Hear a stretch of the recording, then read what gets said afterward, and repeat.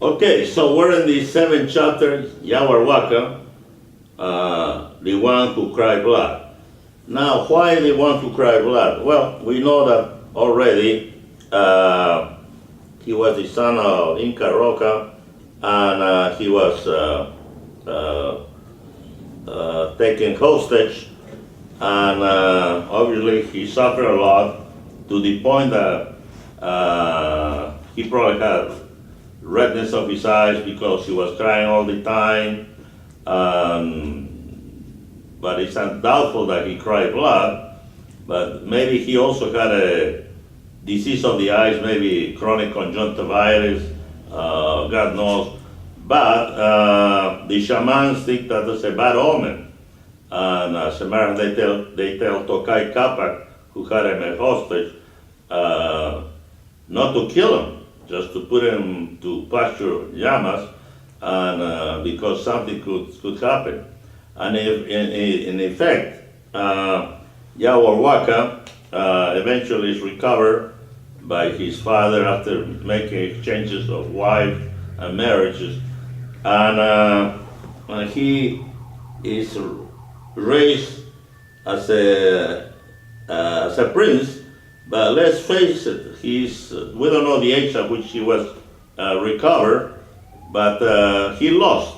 He had not that power of divinity, and he probably was not a good warrior prince, but the father tried to do something with him, and eventually he actually is the first Inca that sends a prince to the Andes or to the jungles, which were unknown territory to the Incas, and he was the first one to explore. And I asked him, why does he do that? He already suffered enough, has been taken hostage, and now he's going to send him. And I have a feeling that that he probably tried to get rid of him, and maybe have other sons take over. And this is a kind of sad chapter in the history of the Incas. Because worse things are going to happen to him with his own son, as we will see when we go to the next Inca. So that is the essence of the chapter, is to see how evil they were to each other, also among themselves, and the details are there for you to read. Estamos con el doctor Carlos Sánchez, autor del Holocausto de todos los tiempos, una obra en la cual se narra de forma objetiva y también en novela, ¿no?, lo que fue el imperio, ¿no?, más grande de esta parte del continente americano. Yahuar Huaca, el séptimo Inca, el que lloró lágrimas de sangre, ¿no? Tienes esta información porque tienes poco acceso, digamos, o no encuentras muchos relatos de los cronistas, pero aquí hay un detalle interesante, ¿no?, aparte de la desgracia de este Inca. Hay un relato en el cual el mismo chamán, ¿no?, lo ve en los pulmones de una llama. O sea, hacen el ritual, ¿no?, y en los pulmones de una llama ve el color, por el color porque es desinflado, ¿no?, el pulmón se desinfla muy rápido, y le dice: tu reinado, ¿no?, va a ser tan breve como tu niñez, porque él fue, ¿no?, raptado, ¿no?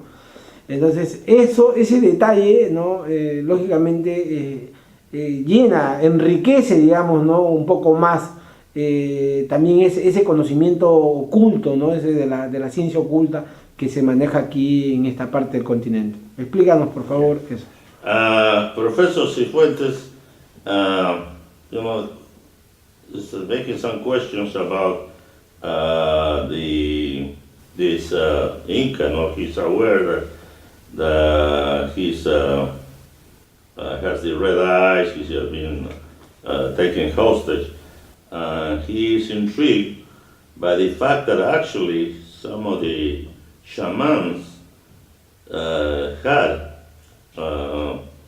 already more or less had a vision of what was going to happen to Yahuar Huaca, and they tell him that well, his life was going to be even as short as because they saw by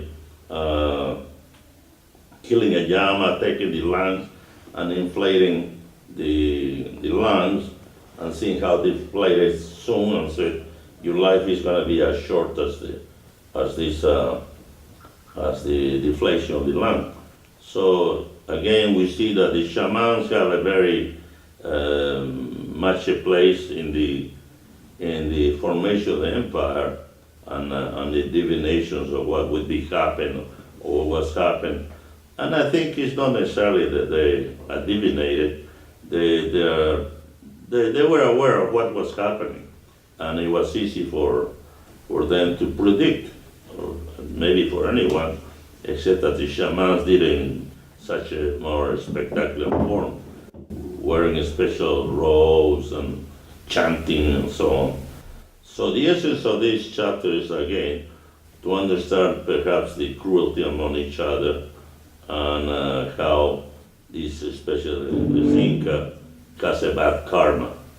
His karma is a problem in here. Yahuar Huaca, the moment of truth has come. You have to prove who you are, a predicament that we all must face in this solitary voyage of our lives. Man of the future, I presume that you have already judged me on the basis of my unfortunate childhood. Tito, if I may call you that, because nobody spills tears of blood, perhaps your original name of Tito, Cusi Walpa, or Joyous Rooster would have been more augurious. Man of the future, you seem to have empathy for the plight of others, or are you softening my soul for the final blow of bloody history? I am afraid so, because some chroniclers have not given you a proper place in our history. Whatever they wrote about me won't change our destiny, but you seem to be intent in raising the dust of our bones. What for? Inca, to reach to the truth of who we are. Then let me tell you who we were, sometimes so wicked that it was beyond my own comprehension. Yahuar, wickedness is common to all humanity. Let us talk about your adulthood, which is not clear. Something must have happened after your expedition into the jungle that you stopped going on any further excursions. Instead, you sent your brother Apo Maita and Bika Kirao. Why? I did because the Chancas were forming dangerous liaison with my own subject. You must realize that these events took years. Meanwhile, we kept weak alliance among ourselves through marriages, arrangements, and bribery. Then the Inca people were very conflicted, a problem present throughout your life. I would say that it was difficult to get them united, and the strife between the Guayacans and the Ayarmancas are far from over. To maintain peace, I had children with both factions. The problem will be then when I have to name the inheritor to the throne. It is said that you had 50 children with more than 20 wives. Not a bad predicament to be in. You are being facetious. It was a serious matter because they were all fighting for the right to carry the future heir in their wombs. As far as me having many wives, that is not true. I only had 2 whom I would call them official. The rest were my concubines. I have 3 legitimate children on the side of Ayarmancas, Paucar Ayo, Power Walpa, and Hatun Topa Inga. With the Guayacans, I have Bicho Topa, Marcayuto, and Inca Inca Roca. Since we're discussing family affairs, I want you to come with me and see them. As we entered the palace, children were running everywhere. One of them, Yahuar Huaca, came to Tito, who picks him up in his arms. Power, power, my little prince, you are growing, soon you will help me, huh? Father, my cousins from the Guayacans are inviting me to go to their city. Can I go? Power, I don't know if I should let you go. Anything can happen to you as it happened to me. I want you to be here all the time. Kuntursoul, I don't feel right about Power going to them. Tito, why distrust the Guayacans? They are members of the dynasty of your mother. For that same reason, they want one of their own to be crowned. Power lineages of the Ayarmancas, who are their worst enemies. Nevertheless, I will let him spend some time with them. Somehow, I have to learn to trust my people if we are going to become an empire. Meanwhile, Cusco trembled with the news of faraway warlords coming to the city of the sun. The shamans sacrificed animals, and they predicted awful omens from their bubbling entrails, while chanting monotonous songs that scare anyone who listens to them.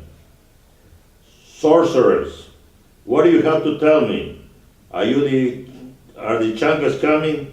Worse yet, is anything going to happen to my son? Oh, Yahuar Huaca, the line of these llamas got deflated too soon. Its contours tell us what your reign is going to be, as short as your childhood. Evil forces are coming to take Cusco, and wicked people will claim your son.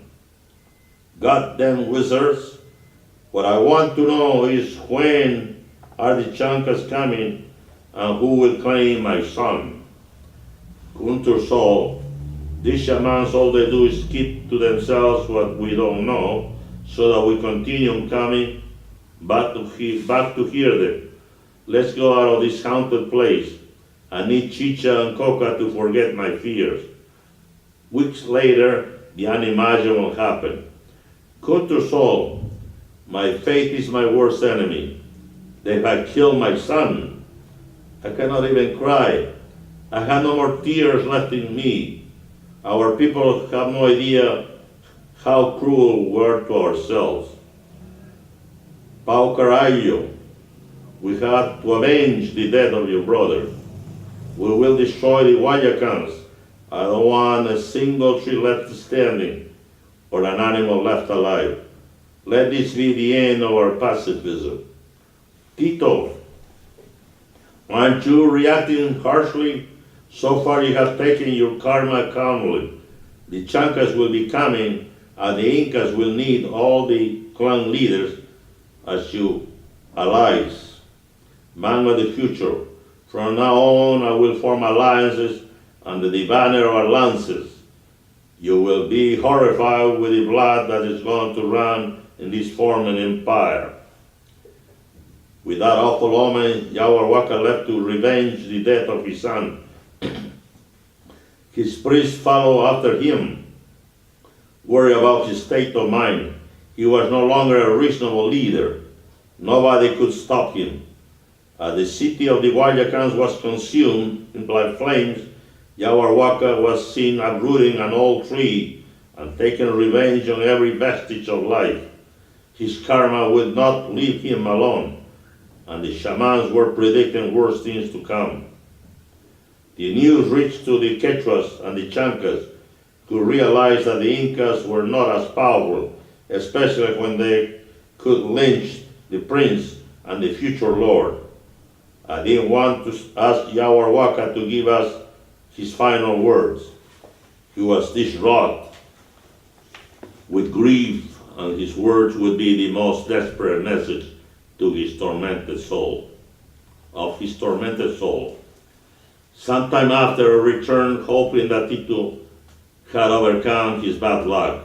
From far away I could hear voices calling me, Kuntursoul, Kuntursoul, where have you been? We thought you would never come back. Bika Kirao, Anapomaita, where is Tito? Don't you know what happened to him?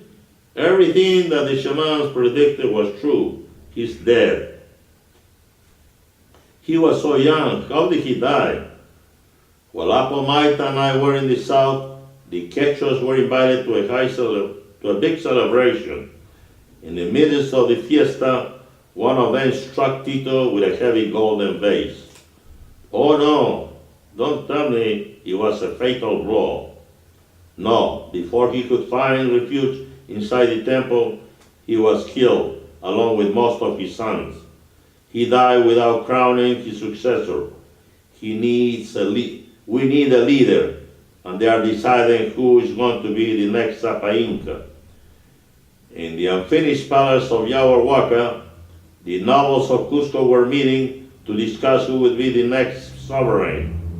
As soon as their names were pronounced, they were instantly refuted. Some were even accused of being involved in the demise of Yahuar Huaca. Finally, a big woman stood up and she spoke loudly. Listen up. Why are we arguing about the next leader? He is right here. He's the son of Yahuar Huaca with an Ayamanca woman. For the sake of our Inca dynasty, let us choose this Auki prince, who has proven to be a good warrior. The Chancas are at our doorsteps. We cannot procrastinate any longer. I say that Hatun Topa Inga should be our next Inca lord. Raspy voices could be heard as they all murmur, Katun Topa Inga, our next Sapa Inca.